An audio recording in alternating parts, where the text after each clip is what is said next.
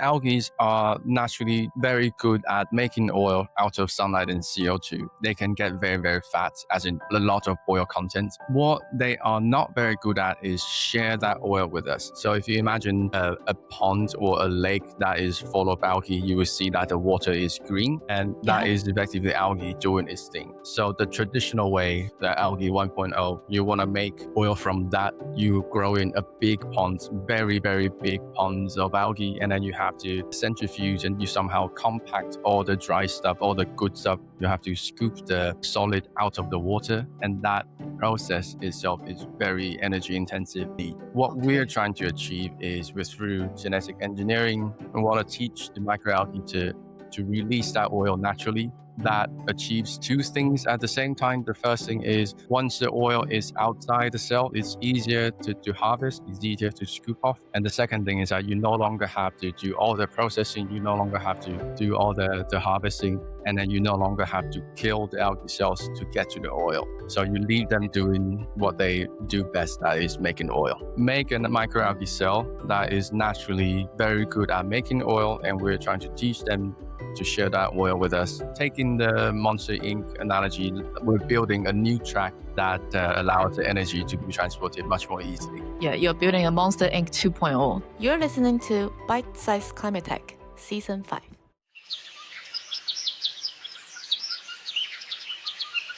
Hi, Ian. Welcome to the podcast.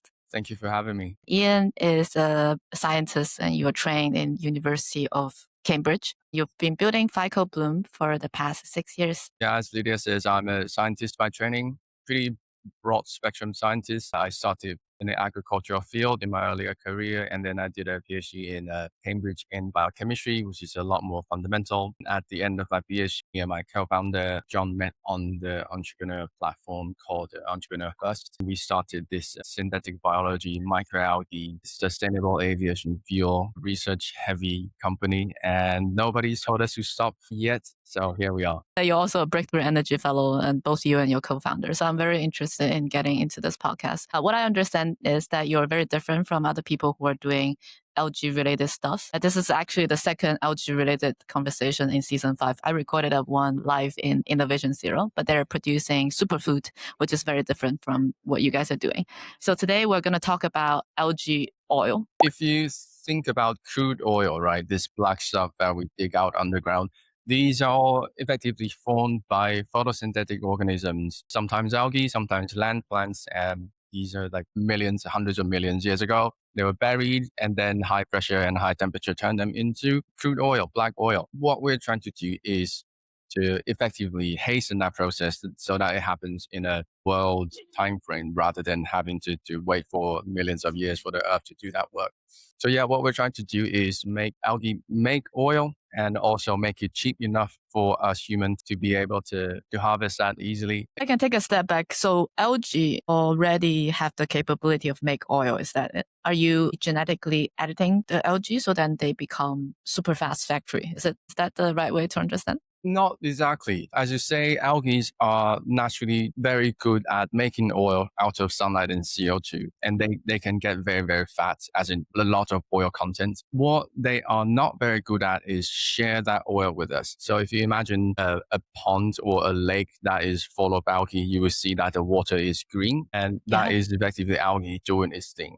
So the traditional way, the algae 1.0, you grow in a big ponds, very, very big ponds of algae, and then you have to centrifuge and you somehow compact all the dry stuff, all the good stuff. You have to scoop the solid out of the water, and that process itself is very energy intensive. After you've done that, you dry all the biomass, and then you have to crush it up, and then maybe organic extraction, a lot of chemical processes, break up the cells, and then you can get to the good stuff from the stuff that you don't actually need. What we're trying to achieve is through genetic engineering, we want to teach the microalgae to release that oil naturally. That achieves two things at the same time. The first thing is once the oil is outside the cell, it's easier to harvest, it's easier to scoop off. And the second thing is that all the processing, you no longer have to do all the harvesting, and then you no longer have to kill the algae cells to get to the oil. So you leave them doing what they do best, that is making oil. I'm not trying to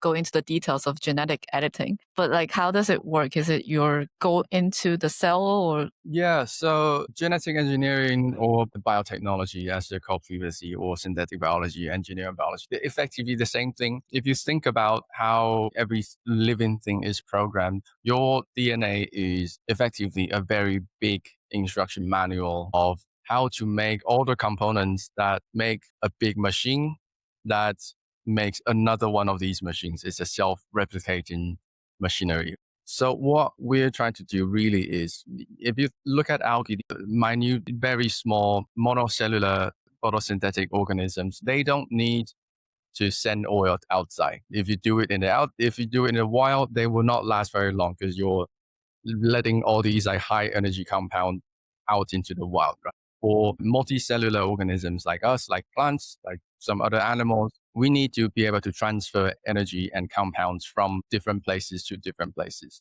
So we take that instruction that our cells use to make these machineries and we transplant these into the microalgae cells. That's effectively what we do. I need to take a second to understand this. So microalgae is a very, very simple stuff. There's no incentive for it to do anything that's beneficial to our like production. You take the learning of how hundreds of millions of years of nature's evolvement and take the best parts of the other type of animal and genes and teach the microalgae to learn that, but at the same time, they are also not going to kill themselves by doing so. Is that correct? Yeah, that is a hope. There's always a balance, and the thing about even something as small as microalgae, the biology part is still a very complicated network of like 6,000 genes interacting with each other. And that means that if you mess up one part, there's a chance that you will mess up the whole thing. So there's always a balance. You're trying to steer the metabolism, but not completely screw up the whole thing. So one microalgae has 6,000 genes. How many genes do we have, just for me to have a comparison? We have something between 22,000 or 30,000. The numbers of genes are actually not a very large difference, and some plants actually have way more genes than we do. But also, the number of genes, it does not equate to the complexity. Exactly, yeah, the systemic complexity. Now that I understand, but how do you explain this to an 8-year-old? Yeah, what would I say? We're trying to make a microalgae cell that is naturally very good at making oil, and we're trying to teach them to share that oil with us by releasing that oil into the water that they're swimming in. Previously, you have this analogy of instead of destroying the whole orchard, you're just taking the apple one by one. Is it also an appropriate analogy to say you change the way of producing the energy? A little bit like Monster Inc. in the movie. More like how the energy is transferred. We try to not mess with the production bit because that is the more complicated stuff. And then there are actually a lot of what there used to be, many companies that were there to try to tweak how these microalgae, they make more oil or more efficiently make energy from sunlight. We're not doing that just yet. We're leaving all that bit alone. Taking the Monster Inc. analogy, we're building a new track that allows the energy to be transported much more easily. Yeah, you're building a Monster Inc. 2.0. There's a process there, but then you're building a transfer door to collecting those. Yeah.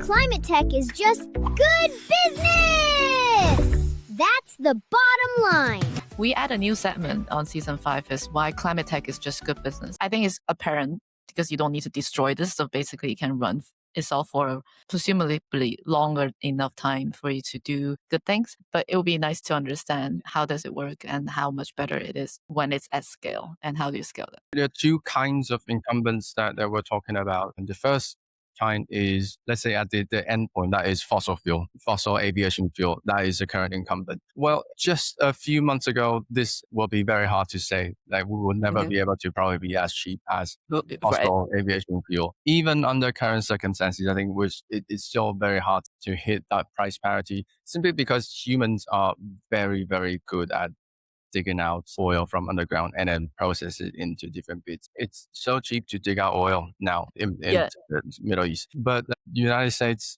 has always had this energy independence mindset in everything that they do. And this is partly why the Algae 1.0 started. There was also another something going on in the Middle East and causing the oil price to be pretty high. From the climate angle, right, there's always, if there is a lot of spontaneous weather or climate disruptions around the world, everything is going to be pricey. We're looking at it maybe end of the century, production of everything is going to be massively inflated, and that is obviously not good for anyone, whales included. What we're also trying to achieve really is our technology, when scaled, will give the users, the end users, a lot of flexibility as to where you can grow this thing. And so you can grow it with not very clean water. You can grow it in places where no one needs to be in the desert even. And if you grow it somewhere that is not controlled by a state that is not exactly friends with you, that is obviously better. If I can summarize what you said, like there's two kind of incumbents at this moment to compete with the super cheap oil price. Let's say not today's inflated price is very difficult to say. But because of what happened nowadays in the world, and there's an element that why people will want to adopt a different way of getting energy for the sake of security or like diversify their energy source. There is an element to that. And compare it with the algae oil production 1.0, what you have right now is, I would say, commercially better when it's at scale. So according to our techno-economic analysis, we are probably something like 70% price production cost reduction, simply because we don't need to do that large centrifugation concentration step. And also the added productivity, you no longer have to kill the cell. Yeah, I think just sounded like more competitive in a way. First, you don't need to kill the cell, and then you can produce it in less pristine environment. A question from our previous guest. As you build the company, how are you thinking not just about the science, but about all the stages you need to move through so that the science can actually make an impact? And how are you planning ahead so Phycobloom can get past stage 1 or stage 2 and turn the science into reality? Now, pass it on to our next guest. And that is an excellent question. This is actually where a lot of our fellow startups fall on the kind of hurdle. This is something that we do, I think, particularly well compared to some of the other companies. That is that we look at what at scale we will look like from day one. If we look at market, you look at the distribution, you look at all these things, feedstock, and science is great. With the science, I mean, we like we human race as a whole, we are very good at doing crazy stuff, and a lot of things sounds cool, but there's no financial sense to actually do this. What we're trying to do is to make sure that when we're at scale, this is achievable. The stuff we make can be sold at the right price and at the right volume. Just let's take your example of the other algae company that's making superfood. There's also some other companies that may be making pigments and all that. These are all excellent markets. They have their own respective markets. But if you don't actually look at, like, at the end stage, what your market eventually will look like and how you will get there, and you're relying on something like co-production or animal feed as a side stream, a lot of algae companies, they will say, we're making this thing and then we will have all these other stuff, and then we can sell this as animal feed. But then they forget to consider how big is the animal feed market, what's the price point at that market, and whether you're able to actually get enter that market, right? And this is something that we try to do as good as we can from day one. Hence this techno-economic model that I brought up a little bit earlier. Yeah, I think that the other companies definitely have their own challenges that they need to solve. But for Phycobloom, because since you have this vision from day one, and what are the stages you've been through and going forward? What is the kind of stuff that's on the horizon so far for you? So stages so far, we've been a particularly low burning startup compared to some other biotech companies. One thing we're very good at is we're very capital efficient. Half of the lab is like used equipment that we manage to fix up or patch out ourselves. Yeah, we've raised not a lot of money until now. And scaling wise, this is something that we learn a lot from, say, Algae 1.0 in 10, 20 years ago. All these very good scientific companies, they went from lab scale to like 5 acres or 10 acres of ponds without any trials in between. Obviously, at that kind of scale, it takes a long time to do anything to get results. What you always see is that what you see in the lab does not translate to what you see in the field. That is a very costly lesson to learn. So what we're trying to do is to scale slowly by sections. Now we're from lab scale, then we're going up to 100 liters, which is like a big food bath scale, and then larger and larger at each step. I think last time when we talked, you talked about, is it 215 liters and 1,000 liters raceway pond infrastructure? Yeah. You said it's like having a vision to scale commercial level at the end, 5-10 years down the line, but also when you're doing the research, really look after your runway by utilizing everything that you can instead of just going at expansion without considering what works and what not working. Where are you currently is just one step forward every day, make it work and until you reach the final goal. Yeah, exactly that. Be mindful of the capital, look at the long-term target 5-10 years away, and then try to plan out for each step that are practicable and achievable, not just based on hope and dreams. What kind of collaboration is needed at this stage? We are a very science-heavy company, so we actually do have a bit of collaboration with different universities. We had a collaboration going on in Cambridge with the Algae Innovation Center that is based out of the Department of Plant Science. We have friends in Edinburgh, in Cranfield, which is a very industrial-heavy university, very practical. Yeah. We have friends in the mainland Europe as well, some Dutch universities and German universities. So those kind of scientific collaboration is definitely something that we try to achieve. On the commercial side, actually, we have not necessarily a collaboration, but a trial going on with a Spanish oil company. In fact, these 150-liter raceway ponds were commissioned for that purpose. Amazing. If these comes out, then obviously everyone is going to be happy. Of course, you as a science-led company, you will definitely have collaboration with the universities. And let's hope this episode travel far and beyond. And you pretty much will love and welcome the other companies to do such trial with you. The same as the Spanish oil company, correct? Definitely. We also have quite a bit of collaborations with some other startups that are in different sectors. We have some friendly startups working on not biology per se, but more on the, say, chemical analysis side. And so that is a very natural kind of join up. Great. Can you leave a question for the next guest? In a world that is a little bit desperate as we are now currently living in, what keeps you going on? What gets you out of the bed every day? This is a general life question. Do you have a climate question? And what do you think about your feedstock when you're at scale? Interesting. I would say, what do they think about their upstream supply, right? Some of them might not have feedstocks. Yeah. Where do you get your stuff to make your stuff? Yeah, exactly. Why do you work in climate? Do you have a moment? Do you remember when was the first time you were like, I would love to work on this, and why? I actually don't consider this like a pure climate company. Effectively, at scale, we will be agriculture. And as I say, I started in the agriculture field, and in the agriculture, this mindset of feeding the world figuratively is always very prominent. So that is this getting in this green part it has always been my ambition. When I was very young. I think everything is interconnected. I think everything that we're doing to make the world more sufficient and sustainable is part of climate. What's your one sentence of hope? Humanity is strong. Humanity will survive, one way or another. Very clean. Let's make climate cool again. Hey.